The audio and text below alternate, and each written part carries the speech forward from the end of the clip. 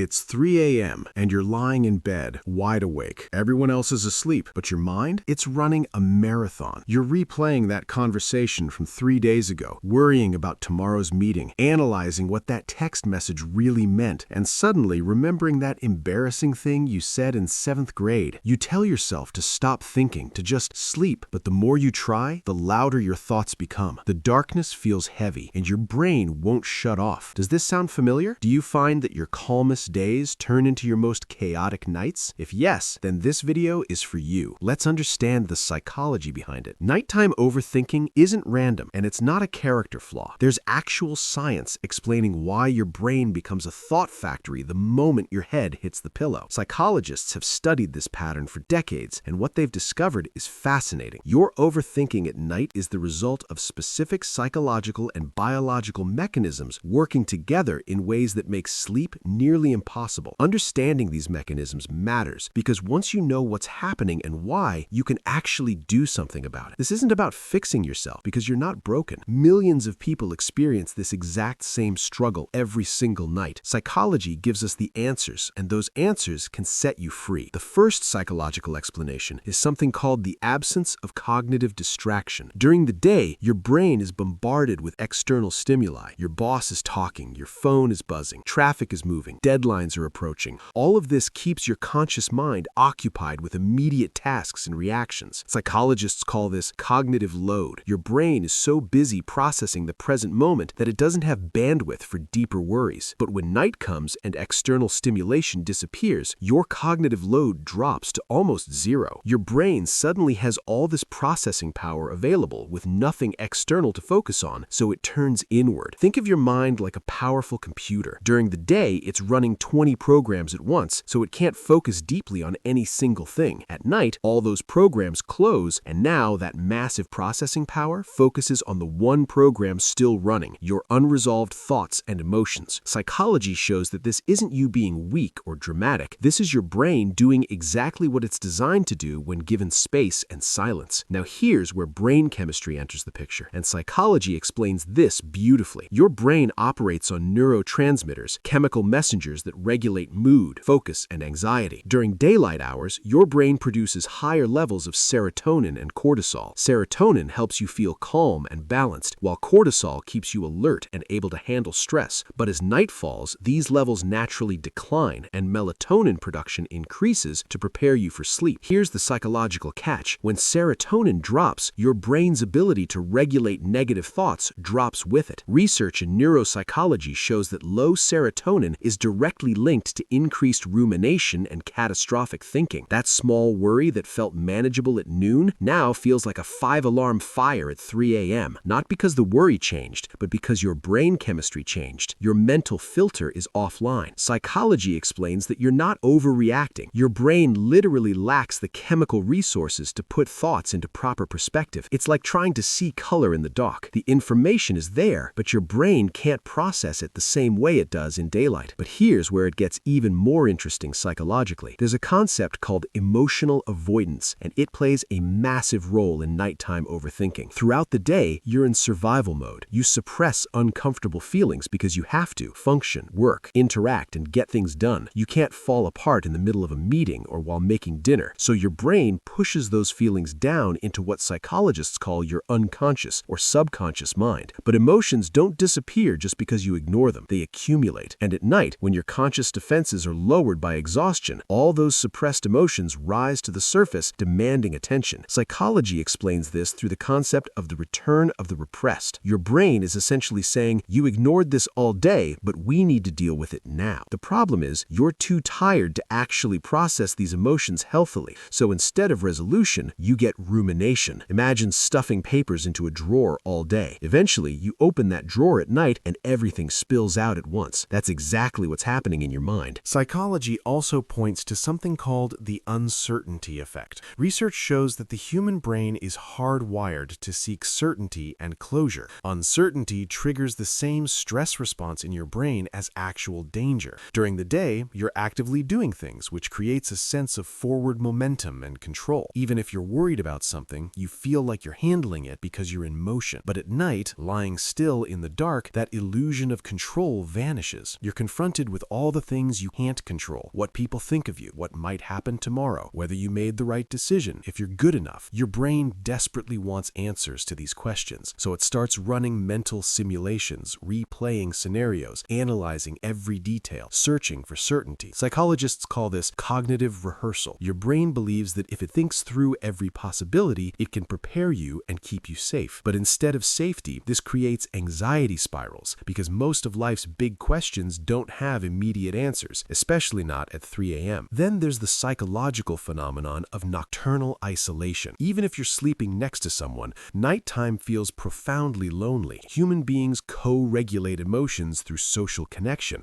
When you're anxious during the day, you might call a friend, talk to a coworker, or get a hug from a loved one. These interactions help your nervous system calm down. But at night, everyone is asleep. You're isolated with your thoughts, and psychology shows that isolation amplifies negative thinking. Without external perspectives to balance your internal narrative, your thoughts become an echo chamber. One negative thought leads to another, then another, building into a catastrophic story. Psychologists describe this as the spiral effect. Your brain is missing the corrective feedback that social connection provides, so your fears grow unchecked. You might think, I'm the only one awake, the only one struggling, which increases feelings of loneliness and hopelessness, which then fuels more overthinking. There's also what psychology calls cognitive fatigue. By the time night arrives, your brain has been making decisions, solving problems, and regulating emotions for 16 hours straight. Research shows that mental fatigue impairs executive function, the part of your brain responsible for rational thinking, perspective, and emotional regulation. When you're mentally exhausted, your ability to challenge irrational thoughts disappears. A minor worry becomes a major crisis because your brain can't distinguish between the two anymore. Psychologically, this is why the same problem that seems solvable in the morning feels impossible at night. Your prefrontal cortex, which handles logic and perspective, is essentially offline due to fatigue. Meanwhile, your amygdala, the brain's fear center, becomes hyperactive. This imbalance means your brain defaults to worst-case scenario thinking because it lacks the energy to generate balanced, rational alternatives. Now, let's flip this into something empowering, because psychology doesn't just explain the problem, it also shows you the way out. Understanding that your nighttime overthinking is driven by biology, chemistry, and psychological patterns means you can work with your brain instead of against it. Your overthinking isn't a personal failure, it's a predictable response to specific conditions. When you recognize that low serotonin, isolation, fatigue, and lack of distraction are the real culprits, you can address those conditions. You can practice thought postponement, acknowledging worries and scheduling time to address them tomorrow when your brain is actually equipped to help. You can create nighttime routines that provide gentle distraction, like calming music or guided meditation. You can remind yourself that 3 a.m. thoughts are not reality. They're distortions created by a tired, chemically imbalanced brain. Most importantly, you can be compassionate with yourself. Psychology proves that you're not weak, broken, or alone in this struggle. You're human, and your brain is doing exactly what millions of years of evolution programmed it to do. If this sounds like you, drop a comment below, "Yes, that's me," or share your experience. Hit like if it helped, subscribe for daily psychology insights that empower you, and turn on notifications. See you in the next video.